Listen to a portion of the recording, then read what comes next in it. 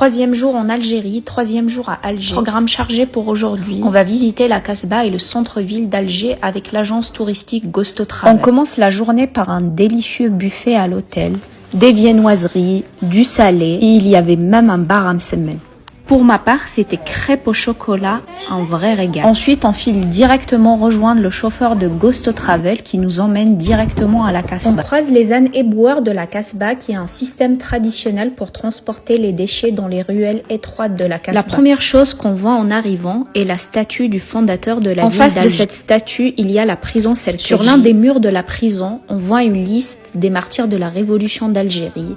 Des gens simples qui viennent de tout le pays. Sur la liste figurent leurs noms, leur métier et leur ville d'origine. Ici, la guide nous montre un aqueduc qui est un système de régulation d'eau construit par les Ottomans. D'après elle, les Ottomans avaient de l'eau H24 grâce à cet aqueduc. Et ici, elle nous explique que la Casbah est un site protégé et classé au patrimoine mondial de l'UNESCO.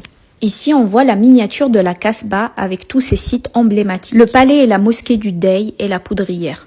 La guide nous expliquait qu'auparavant, il y avait plein de parcs autour de la Casbah, notamment des parcs d'animaux, par exemple un parc d'autruches. Ici, je te fais visiter la mosquée du Dey, elle est majestueuse. Et ici, la fameuse poudrière où ils stockaient la poudre à canon.